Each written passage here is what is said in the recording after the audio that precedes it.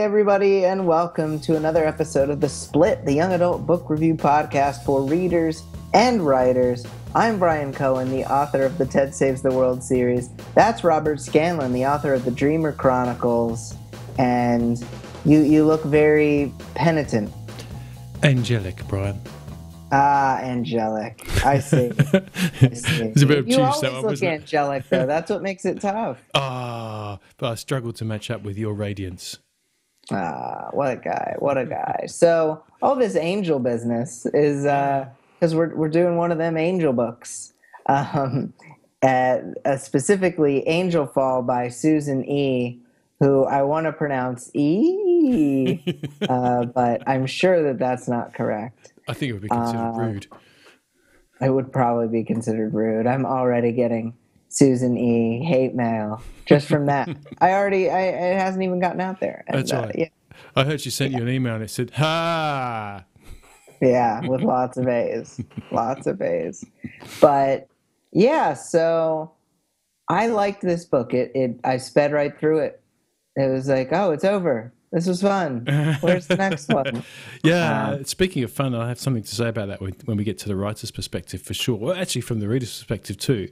And I want to thank Michelle Smith for recommending this book, too. It was one of our wonderful listeners who often makes comments in the show notes and now on Twitter. We do have a new Twitter handle. We've been cajoled, forced, shoved. We've both been on Twitter personally, not that I use it as much as you do. But now the Split Book Show, it's at The Split Book, and you'll find us on Twitter. Nice. When are we going to get the comments fixed? I've never gotten any emails from our comments. That's terrible. Well, okay, well, I will make sure that you're looped in. I have attempted to go and fix it all. You're supposed to get notifications, but I'll see what I can do. I want to be in the loop, Robert. I know. I want to be in the loop. I know. People just think that you're the haughty one ignoring everyone. No, I've never gotten an email. Oh, damn. I'm definitely unhaughty. I'd blame the webmaster. Yeah, I blame the webmaster too. Darn webmaster. So we should get into this. I'll summarize, then we'll get into our thoughts. Let's do it. Penryn has always taken care of her young disabled sister, even before the angels of the apocalypse descended upon the earth. When Penryn and her family make a run for it, warrior angels snatch her little sister, setting the teenager on a dangerous quest. She'll make a deal with a handsome and powerful angel named Raph to travel toward the angel's stronghold in San Francisco. If all goes well, she'll get her sister back, and he'll get the chance to be whole again. The apocalypse may have other plans for them both. So, yeah. Angel Fun apocalypse. stuff. Angel apocalypse. From the beginning, there's action. It really doesn't let up for the entire thing. And I thought there were some really complex and interesting characters here. I had a good time with everyone we spent time with in this book. There was a lot going on internally with all of them, especially from Raph's POV, which made it kind of fun to just coast and be a part of this book. What did you think? Yeah, it was unusual, actually, I thought.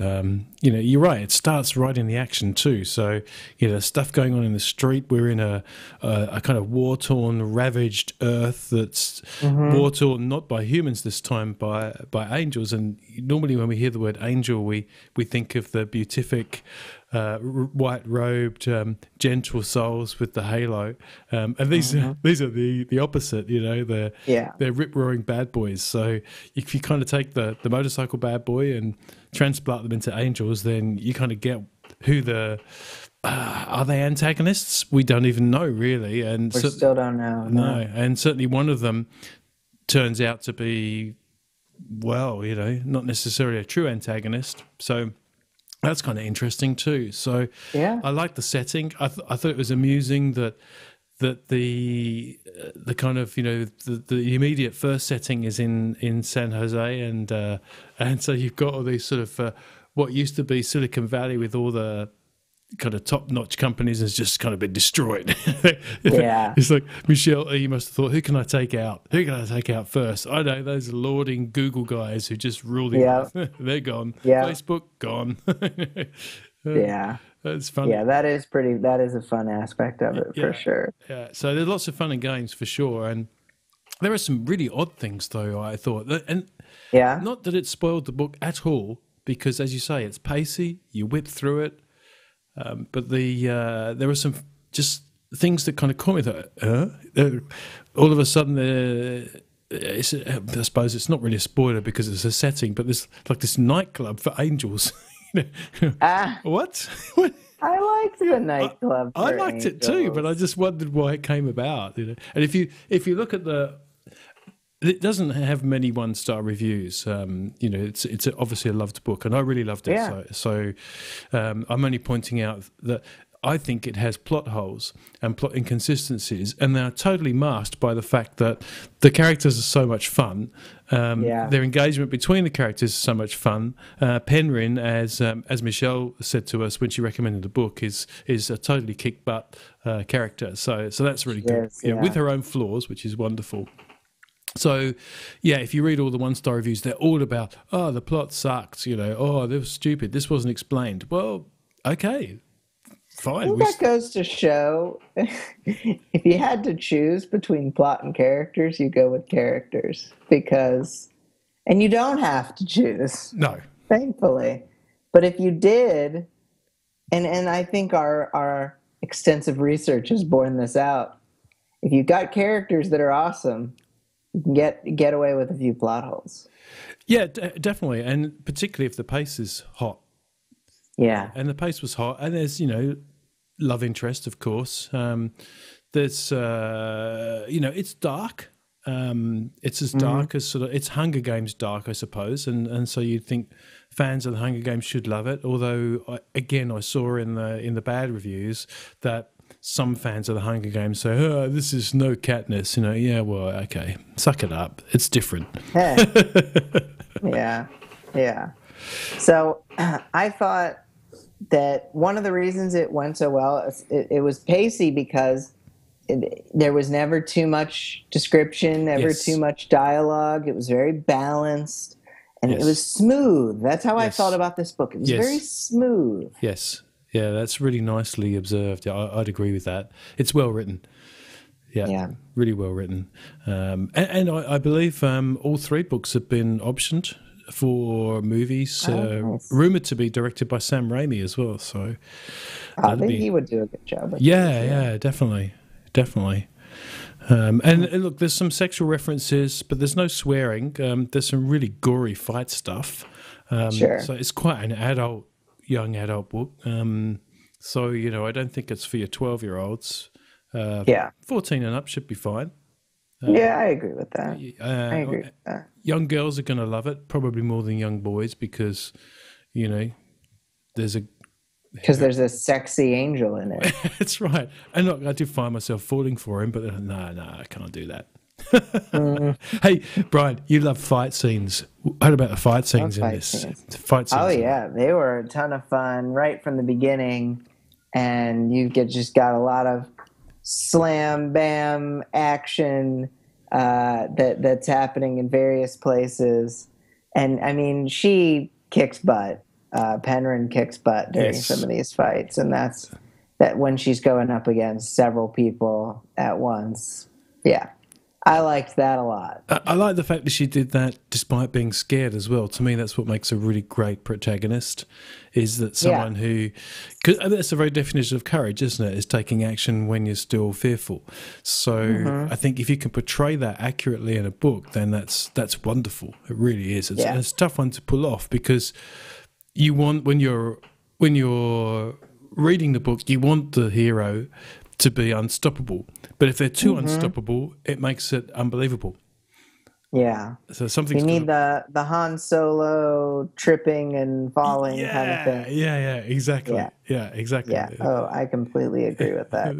They've got to make mistakes. And what about the creatures in there as well? It's kind of scary in the woods. Oh yeah, it's real creepy. It's that whole scene. It's later in the book There's a very creepy scene and a couple of lots of creepy things happening in there, and Yes. kind of ties the plot together. And I'm sure we're going to learn a lot more. If we were to go into books 2 and 3, we'd learn a Yes. lot more Yes. about what these creatures mean to the world that's been created thus far.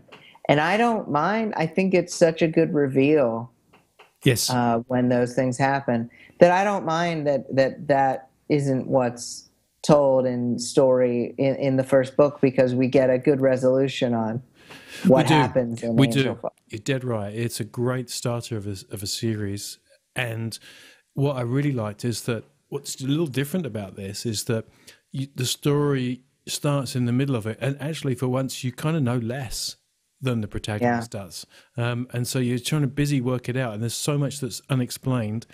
And again, that's what some of the one-star reviewers said, oh, it didn't explain that. Yeah, but, if you spell it all out, it makes yeah, for a it's not bad fun. read. It's not fun. And like you say, that means there's too much description and too much, Hmm. meta commenting or asides to the camera or breaking the fourth wall or whatever you like to call it from the main character. Yeah, If Penryn had suddenly turned to the reader and said, the reason for the angel apocalypse is that God had a dispute with, this is not true. I'm not spoiling anything. I've got no idea yeah, why the angel apocalypse happened. And yeah. so I like the fact there's that mystery, and you've said it time and time again. Mystery is important, and there's a lot of mystery in this. If you're prepared to There put is. up with it, if you're prepared to be a reader who likes going on with things unexplained and is willing to suspend that disbelief. And somebody also said in a positive review, said, "Wow, what a great book! How on earth are they going to make a movie out of this with some of the kind of very taboo scenes at the end?" So there you go. Yeah. I'm just going to dangle that as a little bit of curiosity for anyone who has not read the book. I am fishing. Brian is fishing on camera right now, Hmm. Hmm. dangling a carrot. So yeah, I won't spoil it, but yeah, for sure, it's ooh, it's going to be one hot movie. Yeah, yeah. It's going to be really. I'm excited for it. So, writer's perspective. Let's do it. Yeah. I think one of the best parts about this plot line is that a lot of dystopia kind of books are about the characters trying to stay alive and run away Mm, and hole mm, up somewhere. mm, mm. This is the opposite. This is going into the belly of the beast. It's a kidnapping story, Mm. and it gives it a different edge than a lot of dystopia books, and I think that really works to the book's favor. Well, exactly, because Penryn has a pretty strong goal, and the strong goal is going to take her right into the thick of the action, as you say. And he's a lot of the time you think, oh no, don't you just? It's one of those ones where you think, no, don't do it, don't do it. The sharks are there, don't do it. But she has to because it's her disabled sister who's normally wheelchair bound, and she starts out with carrying the wheelchair after Yeah, after Paige has been abducted. She's kind of struggling through this mashed up terrain with the wheelchair, and you just feel the difficulty that she has. And so I think yeah, Susan E has really done a great descriptive job at getting the feeling of that toughness coming through. yeah, And yeah. first person present tense again, Brian. We're starting to see a pattern here.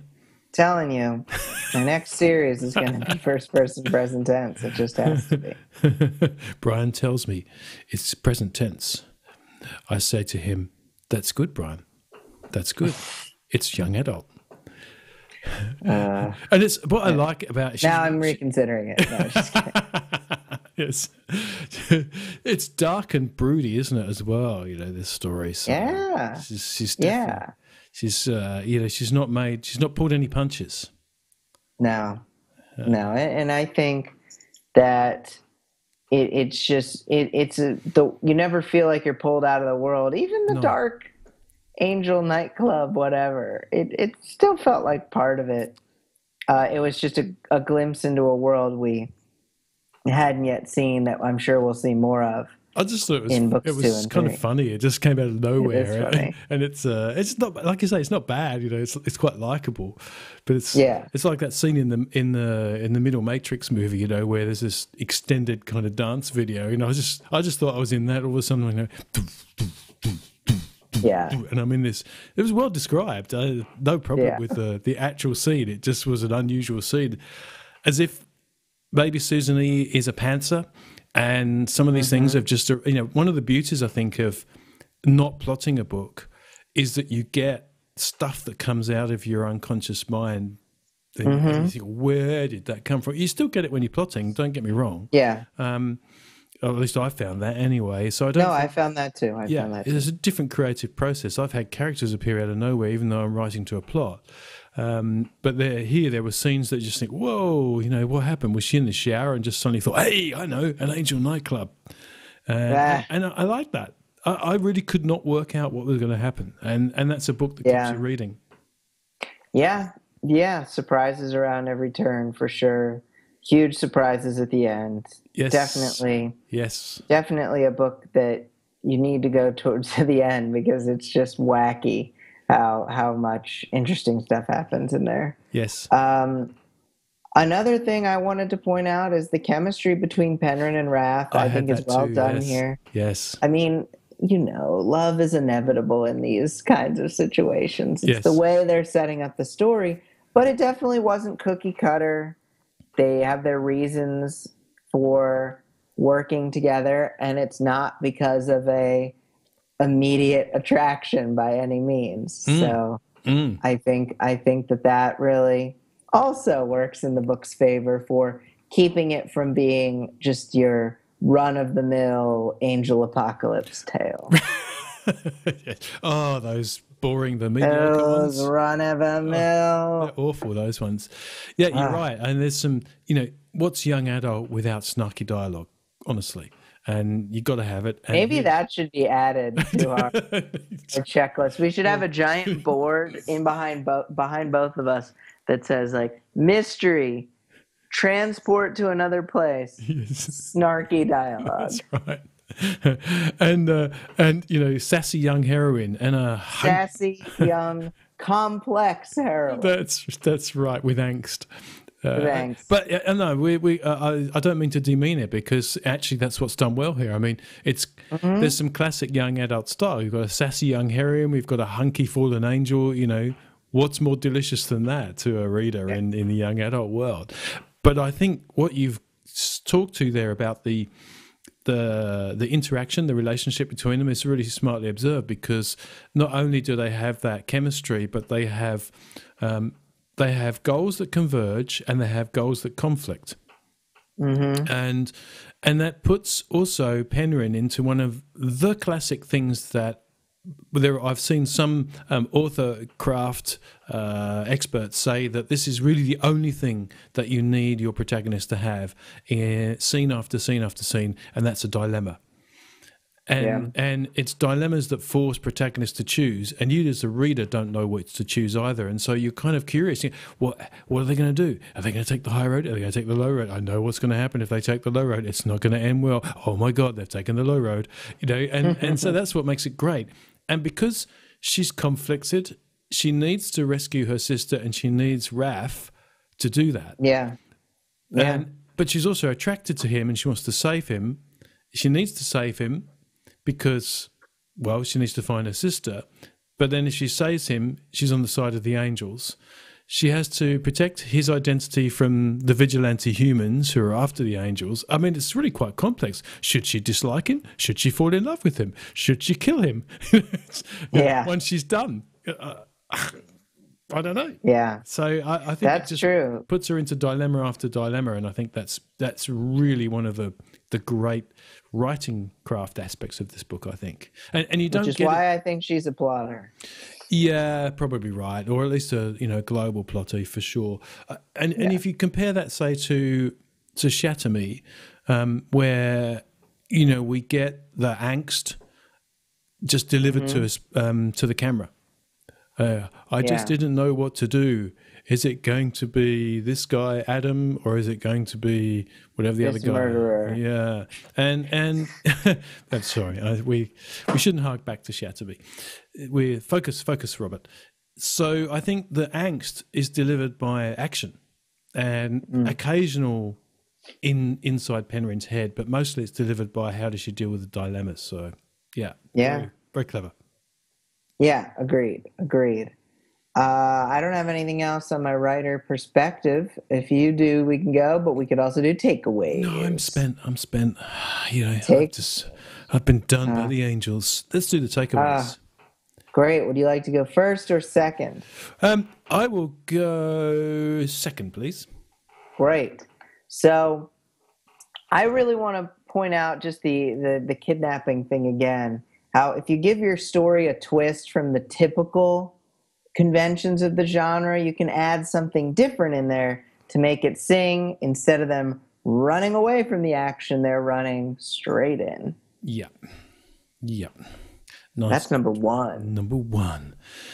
And number two, I do think, and I've said this before, you know, there are lots of things that are unexplained about this book in the story. And you could take either side of that. You could say, gee, it was unexplained, bad story. Or you could say, gee, it was unexplained, what on earth is going to happen? I wonder how this unravels. And there's a fine line, I think, for readers and writers in making that work. And in Angelfall, Susan D. makes it work. I agree. Number three. I think that geography really does bring something to these dystopian tales. We saw it in Monument 14. We saw it in a little bit of the testing. Yes. We saw it in a lot of these. And when you get to see Silicon Valley torn apart, and then you get to go to San Francisco and they look through and see all the monument kind of things destroyed and this huge building, it adds another element to things. So it's not something we even really touched on that much during the show, but I think that really adds something when you have that touchstone, especially when such a world calamity has occurred. Being able to reference real things cements the story in reality. And the choice of those particular settings being fairly well known worldwide as well probably helps. You know, if you're going to destroy something, then you may as well destroy something like the Golden Gate Bridge or the Eiffel Tower or you know, Big Ben or the Opera House. So, agreed. Makes for a good read, and just kind of you're smiling there, seeing these smoking buildings across the San Francisco landscape. And I've actually been to San Francisco, so that was even better. Oh yeah, that would be seriously scary. That'd be great if that place blew up. This would be one for Joanna Penn. She loves the one where buildings get blown up everywhere. Oh yeah, that sounds like Joe. Are we going to prompt people to write something apocalyptic? Is that what we're doing? Imagine that your mortal enemy has become your only chance for survival. What precautions would you take to preserve your own safety? Do you think you could ever come to trust this person? Why or why not? Trust. Yeah. Trust. It's for the weak. No. He probably is revealing his evil side today. Those angels really got you. Evil side is out. Yeah. Finally, I've understood what it means to be an angel, he said. It's true. I'm hiding my wings back here in this shirt. As they do. As they do. So, good show, Robert. People should really go to the website, thesplitbookreviews.com. That's right, because Brian doesn't get any of the emails from there. Because I don't get any of the emails, so you should go. And then I should go, too, just to check if anyone's left comments. Whenever I check, there's no comments. But then there's comments, apparently. So go check that out. Email us at podcast@thesplitbookreviews.com for suggestions or praise. We got a nice praiseworthy email today, and that was really nice. That's lovely. Always nice to hear people are enjoying the show. And if you are enjoying the show, you can go to iTunes and post a review. We really should set up some kind of contest or something. If you post a review in the month of August. We'll send you. See, I'm doing this. I'm like requiring this of myself now. We'll send you a paperback version of one of the books we've reviewed at whichever one you request. We got live marketing happening right here, folks. The month of August, if you post a review, you will get a book of your choice of the 40-something that we have reviewed. And what we might do is just check what date this episode will air, because I've got a feeling it might be the 3rd week of August. So you may only have 1 week to do this. August and September. Yeah, let's do that. August and September. Yeah. So, yeah. Very cool. Yep, live marketing. So next week, we're going to read Anna Dressed in Blood by Kendare Blake, which was a lot of fun. I've already read it because we're taping this one right before the next one. Spoiler alert, spoiler alert. Spoiler alert. So, good stuff. Robert, any other thoughts? Well, just got to beware of those things that you used to think were really cool, like angels, and actually could turn out to be bad boys. So I'm going to keep my eyes open. I was thinking, maybe the Easter Bunny's just not really so sweet after all. Yeah, I used to think Australians were sweet. Yeah, until you met me, that's right. So I think I'm going to write the Easter Bunny apocalypse starting at the Opera House in Sydney. I think that's what I'm going to write a story where Australians turn the island into an airship and then go destroy all the other continents. I like the idea of the Australians going on the warpath. Yeah, we can write that one together. Yeah, that's good. We can write that one together. Cool. All right. For Robert Scanlon, I'm Brian Cohen. Go check out the splitbookreviews.com and come back next week for another episode. Fly, be free. Thank you guys for watching. Somewhere on this page is a subscribe button to the Split channel. We do reviews every week. We would love it if you followed us every single week. Isn't that right, Robert? That's exactly right. Follow us now. Hit the subscribe button. Do it.